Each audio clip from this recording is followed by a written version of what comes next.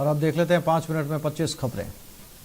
अयोध्या में राम मंदिर के लिए खरीदी गई जमीन को लेकर एक नया विवाद सामने आया। इस मामले पर अयोध्या के महंत देवेंद्र प्रसाद आचार्य ने आरोप लगाया कि मेयर खुद उनसे राम मंदिर के नाम पर जमीन मांगने आए थे। हालांकि मेयर ने इन आरोपों को खारिज कर दिया। केंद्र सरकार ने सुप्रीम कोर्ट में हलफनामा दाखिल कर कहा है कि वो कोरोना से मारे गए लोगों के परिजनों को 4-4 लाख रुपए का मुआवजा नहीं दे सकती है। केंद्र ने कहा कि अगर सभी को मुआवजा दिया जाता है तो एसडीआरएफ की सारी रकम वहीं खर्च हो जाएगी।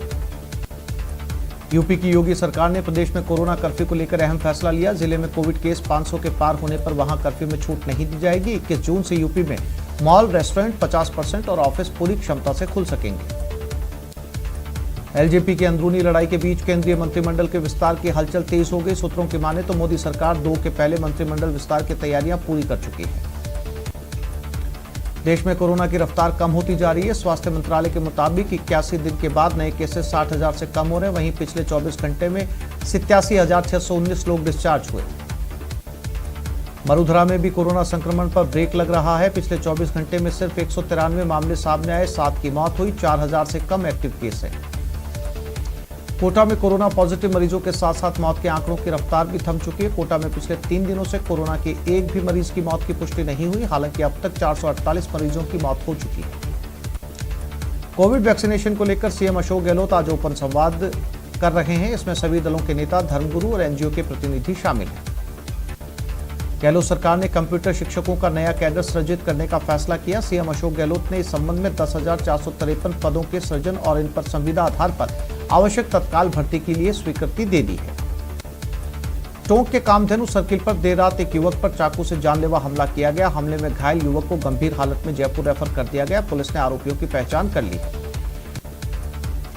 भरतपुर में नदबई थाना पुलिस ने अवैध हथियार के साथ 3 लोगों को गिरफ्तार किया। पुलिस ने आरोपियों के कब्जे से 2 अवैध देसी कट्टे, 4 जिंदा कारतूस, हथकड़ शराब भी बरामद की।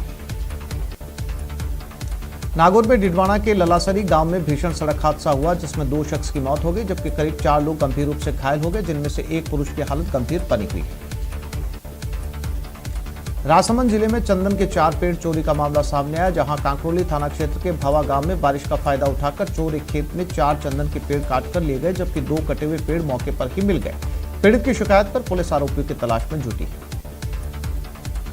सुजानगढ़ के सूर्य भगवान मंदिर के पास एक दुकान में चोरी की वारदात को अंजाम दिया गया। चोर ताले तोड़कर नकदी पर हाथ साफ कर गए। दुकान मालिक कन्हैयालाल सांकला ने बताया कि 7 से 8 हजार की नकदी गायब मिली है। फिलहाल पुलिस आरोपियों की तलाश में।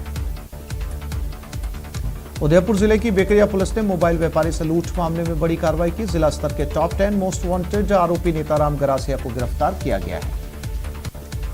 दौसा में NH-21 पर अवैध रूप से हो रहे कोयले के परिवहन पर वन विभाग की टीम ने बड़ी कार्रवाई की और ब्यावर से नेपाल जा रहे एक 18 चक्का ट्रक को जब्त किया है।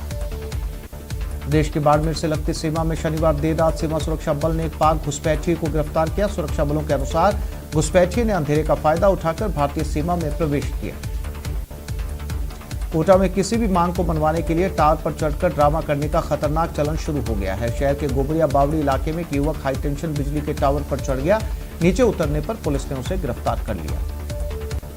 धौलपुर के सर मथुरा में मगरमच्छ का आतंक देखने को मिला, जहां चंबल नदी से पानी पीते समय मगरमच्छ ने एक युवक पर हमला कर दिया। गनीमत रही कि समय रहते मौके पर ग्रामीण वहां पहुंच गए और कड़ी मशक्कत के बाद युवक को मगरमच्छ के मुंह से निकाल लिया।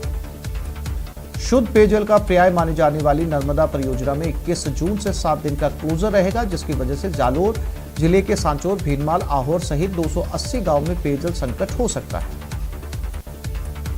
झुंझुनू के गांगेसर राय माता मंदिर की जमीन पर रास्ता निकालने का विरोध बढ़ने लगा। फतेहपुर के बुद्धगिरी मंडी पीठाधीश्वर दिनेश गिरी महाराज ने कहा कि मंदिर मूर्ति नाबालिग होती है, उसकी जमीन पर प्रशासन या अन्य कोई भी व्यक्ति किसी भी प्रकार की जोर जबरदस्ती कर कब्जा नहीं कर सकता।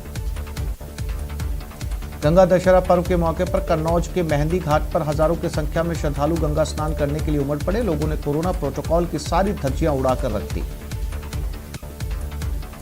धौलपुर में प्रसिद्ध तीर्थराज मच्छकुंड पर गंगा दशहरा के पावन अवसर पर सैकड़ों की संख्या में श्रद्धालु पहुंचे और मच्छकुंड में आस्था की डुबकी लगाई। हालांकि कोरोना की वजह से पहले से कम भीड़ नजर आई।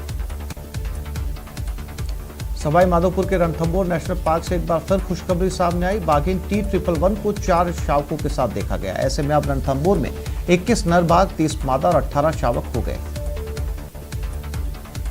पेट्रोल और डीजल की कीमतों में रुक रुक कर बढ़ोतरी जारी है। एक दिन की राहत के बाद आज फिर पेट्रोल डीजल की कीमतें बढ़ी। आज पेट्रोल का दाम 26 से 29 पैसे तक बढ़ा है और डीजल की कीमत अधिकतम 30 पैसे तक बढ़ी है।